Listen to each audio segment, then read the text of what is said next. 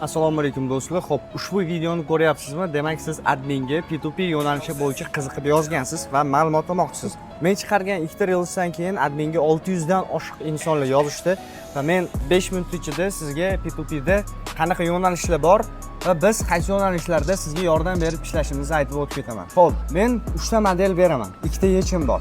Birinchi model bu mahalliy model. Oldin siz ishlagan bo'lishingiz mumkin, P2P yo'nalishida ishlamagan bo'lishingiz mumkin.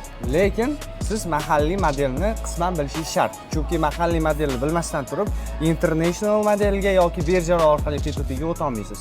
Biz o'rgatadigan narsa birinchi bo'lib mahalliy modelda ishlash, ya'ni O'zbekistonda P2P ni qanaqa qilib o'zi amalga oshirish mumkinligini birinchi o'rgatamiz. Bu qanaqa bo'ladi? Boshlovchilar uchun eng oson yo'l bo'ladi. Kichik kapital bilan bemalol boshlashingiz mumkin bo'ladi, tez natija beradi. O'zbekistonda ishlash xavfi mavjud bo'ladi.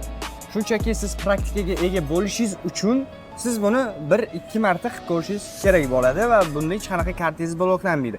Aynan biz bu narsaga ham yechim qilib qo'yganmiz. Mana guruhimizda maksimum 30 ta inson bo'lsa, mana shu 30 ta inson bir-birini kartasiga order ochib, bir-biriga nisbatan orderlarni amalga oshiradi va bilamiz, biz qozonning ichida aylanayotgan summa hech qanaqa o'g'irlangan summa bo'lmaydi va hammasi joy-joyida bo'ladi. Keyin ikkinchi etapga o'tiladi. Ikkinchi etap o'sha chet el banklari bilan ishlash. Bu etapda biz juda ham katta spread ega bo'lamiz. Ya'ni o'sha 1% dan 7% gacha spread haqida gap ketyapti. Bu degani $1000 bilan bitta krug оборот qilsangiz, o'rtacha hisobda olganingizda ham 4% qolgan taqdirda ham o'sha $1000 ga $40 ishlayapsiz. 10,000 bo'lsa $400, $100,000 bilan оборот qilsangiz, o'sha $4,000 bor degani. Bu international kartalar orqali bo'ladigan spread. International kartalar orqali o'zi ishlash qanaqa bo'ladi? Siz oddiy istalgan davlatda turib, hozir siz Yevropadan meni kuzatyapsizmi, Amerikadan kuzatyapsizmi, Polshadan kuzatyapsizmi yoki O'zbekistondan kuzatyapsizmi, Rossiyadan kuzatyapsizmi? Istalgan davlatda turib, bemalol international karta ochib, hech qanday vizasiz, hujjatlarsiz, oddiy QIC dan o'tish orqali karta ochish yo'llari bor. Albatta bu limitli, ozgina cheklangan miqdor, lekin katta spread tashiydi. Kunlik limit bu 5,000 dan 20,000 gacha bitta оборотda. Общий olganda, agar 4 ta karta ochsangiz, 100,000 gacha pulingizni aylantirishingiz bo'ladi va o'rtacha $100,000 dan $4,000 kuniga ishlasangiz bo'ladi. Albatta buni o'ziga yarasha mavzulari bor, detalli kiriladigan va o'rganiladigan narsalari bor. Buni albatta o'rganish kerak. Karta ochishga kerak bo'ladigan ma'lum bir kichik hujjatlar bor. Albatta viza boshqa narsa talab qilinmaydi, lekin ma'lum bir kichik hujjatlar, ключевой joylari to'liq qilib aytganda kerak bo'ladi. O'sha narsalarni to'liq o'rganasiz va praktika jarayonlariga biz aynan admin kerak bo'lsa o'zim ham sizga yuklatilgan support ham javob beradi, yordam beradi. 24 ga 7 aloqada bo'ladi. Agar siz P2P da uzoq muddat ishlab kelayotgan bo'lsangiz, 100,000, 200,000, $300,000 summangiz aylanayotgan bo'lsa, bilaman, sizda muammo bo'lgan. Binance O'zbekistonda chamasi 6 oy oldin ma'lum bir qoidalarga solib qo'yildi va P2P yopildi. P2P da ishlaydigan ko'pchilik juda ham katta stressga tushib qolishdi. Bunga lekin yana bitta yechim bor. Siz istalgan davlatda bo'lsangiz, misol uchun hozir kirib o'zingiz tekshirib ko'ring, Binance'ni P2P da boshqa davlatni birjalari bilan arbitraj yoki P2P qila olasiz. Misol uchun yuan bilan ishlaysizmi, dollar USDT bilan ishlaysizmi yoki IDR USDT bilan ishlaysizmi? Siz uchun blokda eng katta likvidnost bor birja aynan farqi yo'q, siz qaysi geolokatsiyadasiz, baribir siz uchun blokda bo'ladi. Lekin bunga yechim bor. Masalan, o'zim yashab turgan Indoneziyada siz kelasiz, 5,000 TL, 10,000 расход qilasiz. Indoneziyani ofitsialniy rezidensiyasini olishingiz mumkin. Rezidensiyaning ichiga nimalar kiradi? Siz haydovchilik guvohnomasini ola olasiz. O'zingizga отдельный ID karta ocha olasiz va o'sha ID karta orqali siz Indoneziya nomidan Binance'ni qayta registratsiya qilish huquqiga ega bo'lasiz. Например, bu akamiz ishonib keldi, narxini berdi, ma'lum bir hujjatlar uchun hamma hujjatlarni talab qilgan narsaga 15 kun vaqt ketdi. 15 kundan keyin viza protsess boshlandi. 10 kunda ofitsialniy 2 yillik viza va rezidensiyaga, haydovchilik guvohnomasiga ega bo'ldi. Umumiy olganda 25 kun 1 oyning ichida Binance butun umrga bu akamiz uchun ochildi va hozir istalgan davlatda bemalol P2P ni amalga oshira oladi.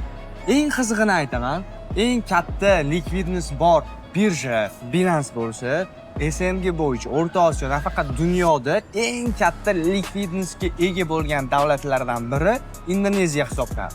Qaranglar, video ketyapti. İnsanlar bu yerda 100 ming, 200 ming, 500 ming, 1 milliongacha P2P arbitrajini amalga oshiradi.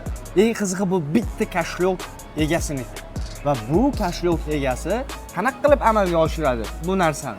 Chunki Indoneziya o'z fuqarolari uchun endi P2P ga ruxsat bergan. Banklar bunga javob bera oladi. Hech qanaqa bloklash yoki qanaqadir muammo, problemalar bo'lish holatlari bo'lmaydi. Ma'lum bir limitlar bor. Siz o'zingizni bankingizdan chiqarishingiz kerak bo'lgan summaga, lekin kirishga hech qachon limit yo'q. Bu degani siz qanchadir USDTni bemalol sotib olib yoki O'zbekistondan yoki internationaldan siz Indoneziyaga bemalol sotsangiz bo'ladi. Uje ikkita yo'nalish mix bo'lyapti. Mahalliy bank va international bank. Agar sizda imkoniyat bormi, P2P yo'nalishida uzoq muddat ishlamoqchimisiz, mana shu yo'nalish haqida ham o'ylab ko'ring. Agar siz rezidensiya olib, xohlasangiz O'zbekistonda, xohlasangiz Dubayda, Indoneziyada, Bali orollarida istalgan lokatsiyangizda bemalol o'zingizni pulingizni xavfsiz ravishda o'zingizning nomingizga ochilgan kartalar orqali ishlatsangiz bo'ladi. Eng qizig'i Indoneziyani o'zida masalan 30 tagacha karta ochishingiz mumkin va 30 ta kartani limitlarini hisoblab chiqsangiz 1 millionni kuniga bemalol aylantirasiz. Uchinchi yo'nalish haqida gaplashamiz. Shu uchinchi yo'nalish arbitraj. Birjalar orqali birinchi birjadan ikkinchi birjaga kichik spread qoladigan, lekin umuman xavfsiz bo'lgan arbitraj yo'nalishi. Ushbu yo'nalishda albatta siz uje protokol o'qishni bilishingiz kerak. Coin qanaqa chiqqan, qaysi tranzaksiyalarni amalga oshiriladi, tranzaksiyalar o'tish vaqti, soati, qaysi soatlarda coinning narxi qaysi birjada pastroq, qaysi birjada kattaroq. Mana shu narsalarni bitta shablonda bilib olsangiz, siz uje istalgan summangizni bez limit holatda, bez risk holatda bemalol aylantirsangiz bo'ladi. Bu yo'nalishlarni albatta o'rganishingiz kerak. 3 ta yo'nalish haqida men sizga 50% primerni ma'lumot berdim. Va siz tushundingiz, bu umuman sferada hozir oladigan kursingizda yoki professional guruhda nimalarni o'rganishingiz. Unga qo'shimcha sizga nima plyuslar bo'ladi?